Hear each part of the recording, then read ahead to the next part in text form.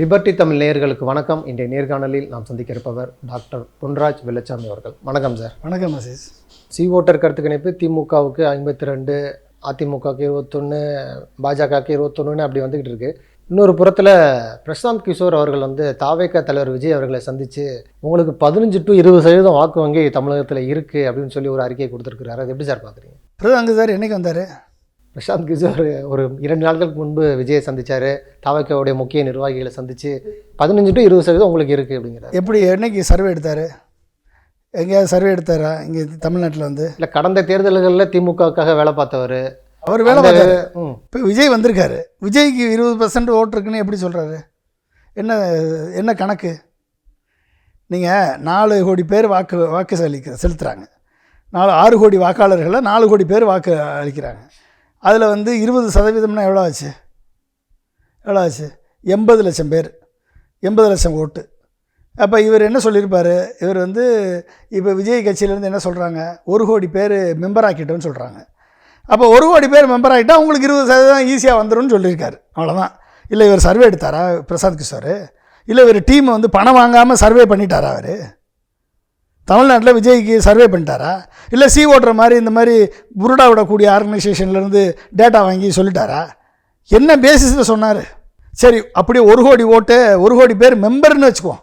விஜய் கட்சியில், தாவேக்கா கட்சியில் 1 கோடி பேர் மெம்பர் உறுப்பினர் ஆகிட்டாங்கன்னு வச்சுக்குவோம். அப்போ என்ன அர்த்தம்? 234 தொகுதியில் குறைஞ்சது 40,000 பேர் இருக்கணும். குறைஞ்சது ஒரு தொகுதிக்கு குறைஞ்சது 40,000 பேர் மெம்பராக இருக்கணும். இப்போ கட்சி ஆரம்பித்து 1 வருஷம் ஆச்சு. மெம்பர்ஷிப் ரிஜிஸ்டர் பண்ணி 1 வருஷம் ஆச்சு. மாநாடு நடத்தியாச்சு. ஓகே, அந்த இடம் போட்ட சேரு 70,000 சேரு. அப்படியே டபுள் ஆனாலும் 1.5 லட்சம் பேர் வந்திருப்பாங்க. ஆனால் வெளியே ப்ரொஜெக்ட் பண்ணி சொன்னப்பட்டதுன்னா 8 லட்சம் பேர் 9 லட்சம் பேர் வந்தாருன்னு சொன்னாங்க. 1.5 லட்சத்தை விடுங்க, 3 லட்சம் கூட வச்சுக்கோங்க.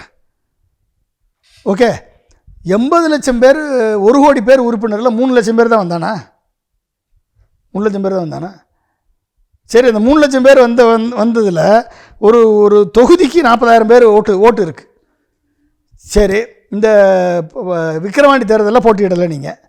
சரி, ஈரோடு லேட்டஸ்ட்டாக ஈரோடு ஈஸ்ட் இடைத்தேர்தல், அங்கே நார்மலாக நோட்டாவுக்கு 600, 200, 500 அப்படின்னு விழுகும். இந்த வட்டம் 6,000 ஓட்டு விழுந்திருக்கு. திமுக ஓட்டு 84,000 ஓட்டு போன மக்களவைத் தேர்தலில். இப்போ 1,14,000 ஓட்டு வாங்கியிருக்காங்க. ஏடிஎம்கே ஓட்டு 24,000 ஓட்டு. ஏடிஎம்கே நிற்கலை. அந்த 24,000 சேர்த்தா திமுக 1,14,000 வந்துச்சா? அப்போ ஏடிஎம்கே ஓட்டு எங்கே போயிருக்கு? ஒட்டு மொத்தமாக திமுகவுக்கு போயிருக்கு. நாம் தமிழருக்கு போகலை. யாருக்கு? நாம் தமிழருக்கு என்ன ஓட்டு போயிருக்கு? நாம் தமிழர் ஓட்டும் பிஜேபியினுடைய 12,000 ஓட்டும், நாம் தமிழருடைய 12,000 ஓட்டும் நாம் தமிழருக்கு போயிருக்கு. அதுலேயே ஒரு சில ஓட்டு ஏடிஎம்கே ஓட்டும் போயிருக்கலாம், நாம் தமிழருக்கு போயிருக்கலாம். ஏன்னா நாம் தமிழருடைய பேஸ் அங்கே காலியாகிட்டே இருக்குது. அதனால் சேர்த்து 24,000 ஓட்டு அவர் வாங்கியிருக்காருன்னு வச்சுக்கோங்க. மிச்சம் இருக்க ஓட்டு விஜய் கட்சியினுடைய ஓட்டு எங்கே? 40,000 ஓட்டில் ஒரு தொகுதிக்கு 40,000 ஓட்டு. 40,000 ஓட்டு வந்திருக்கணுமா இல்லையா? நோட்டாவுக்கு தான் அவங்க போட சொல்லியிருக்காங்க. நோட்டாவுக்கு போயிருக்கணுமா இல்லையா? 40,000 ஓட்டு. 6,000 ஓட்டு தானே வந்திருக்கு. உங்கள் கட்சியில் மெம்பர் ஆயாச்சு, உங்கள் கட்சியில் ஆன்லைன் ஓட்டர் ஐடியை வச்சு ரிஜிஸ்டர் ஆயாச்சு, உங்கள் கட்சியில் உறுப்பினர் ஆயாச்சு, உங்கள் மாநாட்டுக்கு வந்தாச்சு. இத்தனையும் ஈரோடு கிழக்கிலேருந்து 40,000 பேர் ஓட்டு எங்கே போச்சு? இப்போ திமுக தானே போயிருக்கு. இல்லை நாம் தமிழருக்கு போயிருக்கணும் கொஞ்சம் ஓட்டு. ஓட்டு 6,000 தானே விழுந்திருக்கு. நோட்டாவுக்கு ஓட்டு போடுறது பெரிய ஆள்கள் போடுவாங்களா? பொதுமக்கள் போடுவாங்களா நோட்டாவுக்கு? யாராவது போட்டு கேள்விப்பட்டிருக்கீங்களா? இளைஞர்கள் தான் நோட்டாவுக்கு ஓட்டு போடுவாங்க. மேக்சிமம் இளைஞர்கள் தான் வெறுத்து போய் ஓட்டாக போடுவாங்க. அப்போ இளைஞர்களாக இருக்கக்கூடிய விஜய் கட்சியினுடைய ஆக்சுவல் செல்வாக்கு 3.6%. புரிஞ்சுக்கிட்டீங்களா? இதுதான் ஆக்சுவல் கிரவுண்ட் ரியாலிட்டி. இந்த 3.6% தான் நோட்டாவுக்கு போன ஓட்டு தான் விஜய் ஓட்டு. இந்த 3.6% இவர் 33% மாற்றணும். என்னது, இன்னும் 30% ஓட்டை கொண்டாடணும். எப்படி கொண்டாட போகிறாரு? 1 வருஷத்தில் நடைபயணம் போனால் 30% வந்துடுமா? அண்ணாமலை நடைபயணம் போயே பிஜேபிக்கு ஓட்டு கூட்டணியை வச்சு தான் 18%. கூட்டணி இல்லைன்னா அந்த 6% கூட வந்திருக்காது. அப்போ நீங்கள் மக்களையே நேரடியாக சந்திக்கலையே. விஜய் நீங்கள் கொள்கையை வந்து யாரை நம்புறீங்க? ஒரு சினிமா பட கம்பெனி மாதிரி கட்சியை நினச்சிக்கிட்டு இருக்காரு விஜய். சினிமா படத்தில் என்னது, டைரக்ஷன் ஒரு ஆள், ஸ்கிரிப்ட் ரைட்டர் ஒரு ஆள், கதை திரைக்க வசனம் எழுதுறது ஒரு ஆள், டைரக்ட் பண்ணுறது ஒருத்தர், மியூசிக் போடுறது ஒருத்தர், ஓகே, ப்ரொடக்ஷன் மேனேஜர் ஒருத்தர், கேமராமேன் ஒருத்தர், எல்லாரும் சேர்ந்து இவர் வந்து ஆக்ஷனில் இவங்க சொல்கிறதெல்லாம் கேட்டு நடிப்பார். அது மாதிரி அரசியல் நினச்சிக்கிட்டு இருக்கார் அவர். அது இல்லை விஜய். நீங்கள் உங்களை சுற்றி இருக்கவங்க எல்லாரும் உங்களை சிஎம் ஆக்கிட்டோம், நீங்கள் தான் சிஎம் கேண்டிடேட், நீங்கள் தான் கல்ட் ஃபிகர் என்று உங்களை வந்து ஒரு பிம்பத்தை கிரியேட் பண்ணுறாங்க. அந்த பிம்பம் உடையக்கூடிய பிம்பம் என்பதை விஜய் உணர வேண்டும். அது மட்டும் இல்லை, ஒரு பல்வேறு அணிகளை உருவாக்கி ஒரு லிஸ்ட்டு மாதிரி போட்டு வெளியிட்டிருக்கிறாங்க. அது ஒரு விமர்சனத்துக்கும் உள்ளாயிருக்கு. அந்த சில்ட்ரன்ஸ் அணி ஒரு புறம் கேள்விக்குரியதாக இருந்தாலும், இந்த டிரான்ஸ்ஜெண்டர் அணின்னு சொல்லி 9 நம்பருக்கு அந்த டிரான்ஸ்ஜெண்டர் அணின்னு போட்டிருக்கிறாங்க. அதுவும் ஒரு பல்வேறு சர்ச்சைகளை உருவாக்கியிருக்கு. இது கூட விஜய் பார்க்க மாட்டாரா அப்படின்னு சிலர் கேள்வியெல்லாம் எழுப்புறாங்க. இந்த சர்ச்சைகளை எப்படி சார் பார்க்குறீங்க? குழந்தைகள் அணியே கட்சியே குழந்தைகள் கட்சி தான், அப்புறம் என்ன குழந்தைகள் அணி வேறு அதுக்கு. அதை வந்து அப்படின்னா மாணவர்களை அரசியல்படுத்தணும். அப்போ பள்ளி கல்லூரிகளில் வந்து அரசியலை வந்து நம்ம ஒரு பாடமாக எடுக்கணும், சரிங்களா? அப்போ வந்து விஜய் வந்து பள்ளி கல்லூரிகளில் அரசியலை பாடமாக்குவாரா? இப்போ இருந்து ஆரம்பிக்கிறாருன்னு பார்க்கலாம். இப்போ இருந்தே ஆரம்பிக்கிறாரு. 9வது நம்பரில் வந்து டிரான்ஸ்ஜெண்டர் அணியை போடுறது வந்து விஜய்க்கு தெரிஞ்சு நடந்திருக்கோ தெரியாமல் நடந்திருக்கலாம், விஜய்க்கு அதுக்கு தெரிஞ்சாமல் கூட இருந்திருக்கலாம். ஆனால் அதை செய்திருக்கிறார்கள் பாருங்கள் அந்த பொலிட்டிக்கல் ஸ்ட்ராட்டஜிஸ்ட்டு, அந்த வியூக வகுப்பாளர்கள், அரசியல் வியூக வகுப்பாளர்கள் அதை அங்கே போய் போட்டிருக்காங்க பாருங்கள். அப்போ எந்த அளவுக்கு இவர்களுக்கு ஒரு அரசியல் ஞானம் இருக்குதுன்னு பார்த்துக்கோங்க. அப்போ ப்ராப்ளம் என்னென்னா, நான் ஏற்கனவே சொன்னேன் உங்கள்கிட்ட, சினிமாவில் வந்து இத்தனை பேர் இருக்காங்க, இத்தனை பேர் சேர்ந்து உருவாக்கணும் திரைப்படம். அப்போ இவர் என்ன நினைக்கிறார் அப்படின்னா, உங்களுக்கு அரசியல் பற்றிய எந்த விதமான அறிவும் நாலேஜையும் நீங்கள் கெயின் பண்ண மாட்டீங்க. தமிழக அரசியலை பற்றியும் இந்திய அரசியலை பற்றியும் உலக அரசியலை பற்றியும் உங்களுக்கு எதுவும் தெரியாது.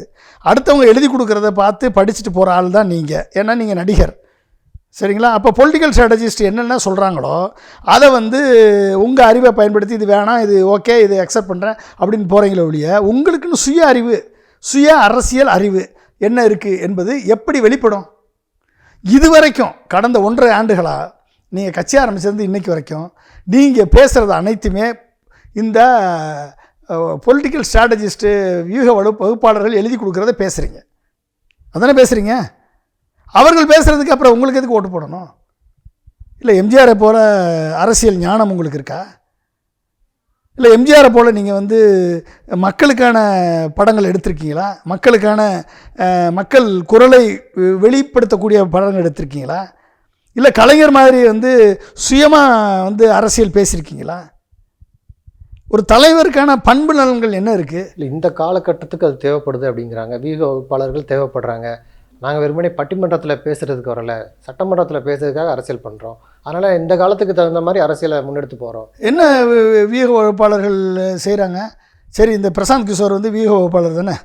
இவர் யாரையாவது நம்ம திருமாவளவனை சீஃப் மினிஸ்டர் ஆக்க சொல்லுங்கள் பார்ப்போம். திருமாவளவனை வியூக வகுப்பாளர் வந்து அவருக்கு பண்ணி பொலிட்டிக்கல் ஸ்ட்ராட்டஜி பண்ணி சீஃப் மினிஸ்டர் ஆக்க சொல்லுங்கள். அன்புமணியை சீஃப் மினிஸ்டர் ஆக்க சொல்லுங்கள். ஜிகே வாசனுக்கு வந்து வியூக வகுப்பு பண்ணி சீஃப் மினிஸ்டர் ஆக்க சொல்லுங்கள். நீ யாருக்கு இது வரைக்கும் பண்ணியிருக்க? நீ எல்லாம் ஜெயிக்கிற கட்சிக்காக போய் உட்காந்துட்டு அவங்கள வந்து மண்டையை கழுவி டேட்டாவை எடுத்து சர்வே பண்ணி ரிசல்ட் எடுத்து இந்த இடத்துல நீங்கள் இப்படி பண்ணுங்கள், இந்த இடத்துல நீங்கள் இப்படி பண்ணுங்கள், சோசியல் மீடியா அவுட்ரீச்சை கொண்டு போய் ஒரு பாட்டை உருவாக்கி கொடுத்து அந்த பாட்டை பிரபல்யப்படுத்தி ஒரு தீமை உருவாக்கி கொடுத்து அந்த தீமை எல்லா இடத்தையும் நோட்டீஸ் அடித்து ஒட்டி டிஜிட்டல் மீடியாவில் சோசியல் மீடியாவில் வந்து அதை பிரபல்யப்படுத்தி கூட்டணியை உடச்சி கூட்டணியை கலைச்சி கூட்டணியை இது பண்ணி ஒரு பெர்செப்ஷனை கிரியேட் பண்ணி இதானே பண்ணுறாங்க அவங்க. அந்த காலத்தில் கொடி நடுறவங்க வந்து தொண்டர்கள் போய் கொடி நடுவாங்க. இப்போ அது என்னது கான்ட்ராக்ட் சர்வீஸ் ஆகிப்போச்சு. கான்ட்ராக்ட் விட்டாச்சுன்னா கொடியை வந்து கான்ட்ராக்டுக்காரன் ஊட்டிகிட்டு போயிட்டே இருக்கான். அப்போ தொண்டனுக்கும் கொடிக்கும் உள்ள தொடர்புங்க, தொண்டனுக்கும் கட்சிக்குள்ளே தொடர்புங்க. அப்போ எல்லாமே கான்ட்ராக்ட் போயிடுச்சு. அப்படின்னா பணம் இருக்கவன் கான்ட்ராக்ட் பண்ணி ஜெயிச்சுட்டு போகிறான். மக்கள் மனங்களை எப்படி வெல்லுவீங்க? பணம் இருக்கவனால மனங்கள் வெல்ல முடியுமா? பிரபல்யம் வந்து உங்களுக்கு இயற்கையாகவே நீங்கள் சூப்பர் உச்சபட்ச நடிகராக நீங்கள் தமிழ்நாட்டில் வந்திருக்கீங்க. அது உங்களுக்கு இறைவன் கொடுத்த வரம், உங்கள் அப்பா உருவாக்கி கொடுத்த ஸ்பேஸ். உங்கள் அப்பா மட்டும் இல்லைன்னா நீங்கள் இந்த அளவுக்கு நடிகராக வந்திருக்க முடியாது. அப்போ அந்த ஸ்பேஸை வச்சு நீங்கள் வந்து பிரபல்யமாக இருக்கீங்க, அதில் எந்த விதமான மாற்று கருத்து இல்லை. ஆனால் அரசியலுக்கு வரும் பொழுது அரசியல் சித்தாந்தங்களை டிசைட் பண்ணுறவராக நீங்கள் இருக்கணும். உங்களை சுற்றி இருக்கக்கூடிய அரசியல் தலைவர்கள் வந்து அந்த அரசியல் சித்தாந்தங்களை, அரசியல் முன்னெடுப்புகளை, அரசியல் டயலாக்கை உருவாக்குவதை நீங்கள் தான் இருக்கணும். கொண்டு போய் இதை வந்து நீங்கள் உருவாக்கக்கூடிய அரசியல் டயலாக்கை கொண்டு போய் சேர்க்கிறவர்கள் தான் விஏ வகுப்பாளர்களை ஒழிய, மக்கள்கிட்ட சேர்க்கிறவர்கள் தான் விஏ வகுப்பாளர்களை ஒழிய, விஏ வகுப்பாளர்கள் சொல்லிக் கொடுக்குறது நீங்கள் அப்படின்னா பேசாமல் ஜானாரகேசாமி சிஎம் ஆகிட்டு போயிடலாம்ல, பிரசாந்த் கிஷோரை சிஎம் ஆகிட்டு போயிடலாம்ல, இல்லைன்னா ஆதவர்ஜனாவை சிஎம் ஆகிட்டு போயிடலாம்ல. உங்களது காக்கணும். ஏன்னா அவங்க தான் ஐடியா கொடுக்குறாங்க. அப்போ நீங்கள் வந்து அரசியல்லையும் ஒருத்தன் கதைவசனம் எழுதி கொடுப்பான், ஒருத்தன் ஸ்கிரிப்ட் எழுதி கொடுப்பான், ஒருத்தன் அரசியல் நிலைப்பாட்டை எழுதி கொடுப்பான். மத்திய அரசுனா இப்படி பேசுங்க, மாநில அரசுனா இப்படி பேசுங்க அப்படின்னு எழுதி கொடுப்பான். அதை வந்து நீங்கள் பேசிட்டு போவீங்க. அப்போ இங்கே சினிமாவிலையும் நடிப்பீங்க, அரசியலையும் நடிப்பீங்களா? அப்போ மக்கள் வந்து ரெண்டு நடிப்பையும் பார்த்து ஏமாந்து ஓட்டு போடுவானா தமிழ்நாடு மக்கள்? உங்களுடைய உணர்வு என்ன? உங்களுடைய சுயம் என்ன? உங்களுடைய மக்களை இதய சுத்தியோடு நேசிக்கிறீங்களா? அப்போ இதய சுத்தியோடு நேசித்தா மக்கள் பிரச்சனைகளுக்கு நீங்கள் என்ன, திமுக அதிமுகவுக்கு மாற்று என்ன சொல்கிறீங்க? அதை சொல்லுங்கள். நீங்கள் வந்து லட்சிய தலைவர்கள், எங்களது வழிகாட்டி தலைவர்கள் அப்படின்னு நீங்கள் வந்து அம்பேத்கரையும் பெரியாரையும் எல்லாரும் சொல்கிறீங்க. இவங்கெல்லாம் ஆல்ரெடி சாதிச்சுட்டு போயிட்டாங்க. இவங்கெல்லாம் வந்து ஒரு அவங்க காலத்தில் அவங்க வந்து இந்த சமூகத்துக்கு சமூக நீதியாக இருக்கட்டும், சுயமரியாதையாக இருக்கட்டும், சுதந்திர போராட்டமாக இருக்கட்டும், அடுத்து வந்து சோசலிசமாக இருக்கட்டும், இத்தனை ஏரியாவில் சாதிச்சுட்டு போயிட்டாங்க அவங்க. நீங்கள் பெரியாரை வந்து சீமான் இழிவுபடுத்தி பேசும்போதும், உங்கள் வழிகாட்டின்னு சொன்ன பெரியாரை இழிவுபடுத்தி பேசும்போதும் என்ன, எங்கே போச்சு, எங்கே போய் நீங்கள் ஒளிஞ்சிட்டிங்களா, இல்லை மறைஞ்சிட்டிங்களா, இல்லை தூங்கிட்டீங்களா, எங்கே போனீங்க? ஏன் பேச முடியல? பயமா சீமான் மேலே பார்த்து? இல்லை சீமானை இக்னோர் பண்ணிட்டு போவீங்க அப்படின்னா அதை வச்சு தானே சீமான் ஸ்கோர் பண்ணுறாரு உங்களை. இன்றைக்கி சீமான் வாங்கின வாக்கு கூட நீங்கள் வாங்கலையே நோட்டாவுக்கு. 3.6% தானே. சீமானாவது பிஜேபி பெரியாரை பற்றி பேசி பிஜேபி ஓட்டை அண்ணாமலைகிட்டேருந்து பிடிங்கிட்டார்ல, அண்ணாமலைகிட்டேருந்து பிஜேபி ஓட்டை பிடிங்கிட்டாரா இல்லையா சீமான்? அந்த சக்தி சீமான்ட்டு இருக்குல்ல. அப்போ சீமான் வந்து களத்தில் இறங்கி அடிக்கிறாரு. நீங்கள் எங்கே போனீங்க? அந்த கேள்வி வருமா இல்லையா? அப்போ இதய சுத்தியோடு நீங்கள் வந்து மக்களுக்காக போராடக்கூடிய தலைவர் என்று சொன்னால், நீங்கள் வந்து ஜானாரகேசாமி ஒரு பொலிட்டிக்கல் ஸ்ட்ராட்டஜிஸ்ட் அப்பாயின்ட் பண்ணீங்க. புசி ஆனந்துக்கு அவருக்கும் ஒத்துக்கலை, ஆடியோ ரிலீஸ் ஆயிடுச்சு. சரி, புசி ஆனந்த் என்ன பண்ணார்? ஆதவர்ஜனா கூப்பிட்டு வர்றாரு. ஆதவர்ஜனா புசி ஆனந்த் தோளில் கை போடுறாரு. எங்கே ஒரு மாவட்ட செயலாளர், ஒரு விஜய் மக்கள் இயக்கத்தை தொண்டன் புசி ஆனந்துக்கு மேலே கை போட முடியுமா? போட முடியுமாங்க? ஆதவர்ஜனா தோல் மேலில் கை போட்டுறேன். என்ன காரணம்? பணம். அப்போ இனிமேல் வந்து லாட்ரி சீட்டுடைய பணம் வந்து உங்களுக்கு விஜய் கட்சிக்கு வரப்போகுது. எப்படி பிஜேபிக்கு போச்சோ, எப்படி திமுகவுக்கு போச்சோ, அப்படி பணம் வந்து கொட்ட போகுது. அப்போ ஆதவர்ஜனாவுடைய லாட்ரி சீட்டு பணத்துக்கு நீங்கள் அடிமை தானே? அடிமையா இல்லையா? சரி, நீங்கள் வந்து இப்போ என்ன பிரச்சனை விஜய்க்கு? விஜய் மக்கள் இயக்க தொண்டர்களையும் விஜய் அரசியல் கட்சி தொண்டர்களையும் ரெண்டு பேருக்கும் நினச்சி பதவி கூட போட முடியல. ஒரு வருஷமாக அவங்களால, ஒரு வருஷமாக 1.5 வருஷமாக பதவி போட முடிஞ்சு அவங்களால பதவி போட முடியல. இன்னமும் போட்டுக்கிட்டு இருக்கீங்க. 28 அணியை கிரியேட் பண்ணியிருக்கீங்க. என்ன அர்த்தம்? அணிக்கு ஒருத்தரும் போக மாட்டான், கட்சியில் தான் பதவி கேட்பான், வேறு எவனும் உள்ளே வர முடியாது. இந்த பிரச்சனையை சால்வ் பண்ணுறதுக்கு புஷி ஆனந்த் விட மாட்டுறாரு. ஜானாரகேசாமிக்கு புஷி ஆனந்துக்கு ஃபைட்டு. சரி, ரெண்டாவது ஆதவர்ஜனா கூட்டு வந்து, ஆதவர்ஜனா பணத்தை கூட்டு வந்து பிகேயை கூட்டு வந்து கொண்டாண்டார். ஒரு 350 கோடி 400 கோடியை கொடுத்து பிகேயை கொண்டாந்து வச்சு, அப்போ 3 ஸ்ட்ராட்டஜிஸ்ட், அவங்களுக்கு பொலிட்டிக்கல் ஸ்ட்ராட்டஜிஸ்ட்டு, 3 கதைவசனகர்த்தா, 3 டைரக்டரு சேர்ந்து ஒரு படத்தை எடுத்தால் எப்படி இருக்கும்? படம் விளங்குமா? படம் ஊற்றிக்கிறோமா இல்லையா? அப்போ உங்களுக்கு நீங்களே ஒரு டிசிஷன், உங்களை நம்பாமல் விஜய் தன்னை நம்ப முடியலை. ஏன்னா பொலிட்டிக்கலில் ஸ்ட்ரென்த் இல்லை, பொலிட்டிக்கல் ஞானம் கம்மியாக இருக்குது. நீங்கள் வந்து உங்கள் பொலிட்டிக்கல் ஞானத்திற்கும் உங்கள் பொலிட்டிக்கல் அறிக்கை விடுறதுக்கும் பொலிட்டிக்கல் ஸ்டாண்ட் எடுக்கிறதுக்கும் நீங்கள் யாரை நம்பியிருக்கீங்க? ஜானாரகேசாமி நம்பியிருக்கீங்க, புஷி ஆனந்தை நம்பியிருக்கீங்க, ஆதவர்ஜனா நம்பியிருக்கீங்க, இப்போ பிகேயை நம்பியிருக்கீங்க. இப்போ 4 பேர் சேர்ந்து 4 குழப்பம் குழப்பி உங்களுக்கு வரும்போதும் நீங்கள் என்ன ஆகும்? அப்போ இதெல்லாம் பார்த்து தமிழக மக்கள் உங்களுக்கு நம்பி ஓட்டு போட்டுருவாங்களா? 2017 உத்தரப்பிரதேசம் இவர் பிரசாந்த் கிஷோர் போனதுனால அங்கே காங்கிரஸ் எஸ்பி அலையன்ஸ் தோல்வி. 2020 டெல்லி அசம்பிளி எலெக்ஷன் தோல்வி. 2022 கோவா அசம்பிளி எலெக்ஷன், அங்கே வந்து ஐபேக் டிஎம்சியை வந்து ஒன்றுமில்லாமல் ஆக்கிச்சு. அடுத்து 2022 உத்தரப்பிரதேச எலெக்ஷன், அங்கேயும் தோல்வி. 2022 பஞ்சாப் எலெக்ஷன், அங்கேயும் தோல்வி. கடைசியில் பீகாரில் ஒரு தனி கட்சி ஆரம்பித்து அங்கேயும் தோல்வி. புரியுதுங்களா? அப்போ பிரசாந்த் கிஷோர் மாதிரி வியூக வகுப்பாளர்களை நம்பி ஒரு கட்சி ஆட்சி அமைக்குமானால் ஆட்சிக்கு வரும், கடைசியாக மக்கள் தோல்வியை சந்திப்பார்கள், மக்கள் கடனில் தத்தளிப்பார்கள், மக்கள் வேலையில்லாத திண்டாட்டத்தில் சிக்கி சீரழிவார்கள், மக்களது வாழ்க்கை தரம் நாசமாக போகும். இதான் நடக்குது. அப்போ உங்களுக்குன்னு சுய அறிவு, எம்ஜிஆருக்கு சுய அறிவு இருந்தது, கலைஞருக்கு சுய அறிவு இருந்தது, ஜெயலலிதாவுக்கு சுய அறிவு இருந்தது. அவர்கள் அந்த நாட்டை தமிழ்நாட்டை ஒரு நல்ல நிலைமைக்கு கொண்டு வந்தாங்க. இப்போ ஸ்டாலின் அவரால் முடிஞ்ச அளவுக்கு சமூக நலத்திட்டங்களில் நல்ல அளவுக்கு தான் கொண்டாடுறாரு. அனைத்து சமூக நலத்திட்டங்களும் இன்றைக்கி பல்வேறு நாடுகளுக்கு, பல்வேறு மாநிலங்களுக்கு முன்னுதாரணமாக இருக்கக்கூடிய நாடு தமிழ்நாடு. இது காரணம் ஸ்டாலின். ஆனால் அவரால் பொருளாதார வளர்ச்சிக்கான திட்டங்களை முன்னெடுக்க முடியல. நான் முதல்ல சொன்னதுபடி பல்வேறு பிரச்சனைகளை சால்வ் பண்ண முடியல. அப்போ அதுதான் வித்தியாசம். பொலிட்டிக்கல் ஸ்ட்ராட்டஜிஸ்ட்டுக்கும் டெவலப்மெண்டல் பாலிட்டிக்ஸுக்கும் வித்தியாசம் தான். கலாம் சார் சொன்னது டெவலப்மெண்டல் பாலிட்டிக்ஸ், இவங்க மோடி அப்ரோச் பண்ணது பொலிட்டிக்கல் ஸ்ட்ராட்டஜிஸ்ட். பொலிட்டிக்கல் ஸ்ட்ராட்டஜிஸ்ட் உங்களுக்கு தேர்தல் வெற்றியை உறுதிப்படுத்தும்.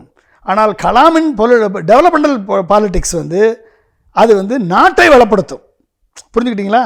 இதுதான் நாட்டை வளப்படுத்தக்கூடிய வழி. அப்போ நாட்டை வளப்படுத்தக்கூடிய வழியை விட்டுவிட்டு தான் வெற்றி பெறுவதே இலக்கு என்று சொன்னால் அந்த வெற்றியினால் மக்களுக்கு என்ன பயன் என்ற கேள்வி வருமா இல்லையா? விஜய்க்கு நல்ல வாய்ப்பு இருக்குது, விஜய்க்கு மக்கள் செல்வாக்கு இருக்குது.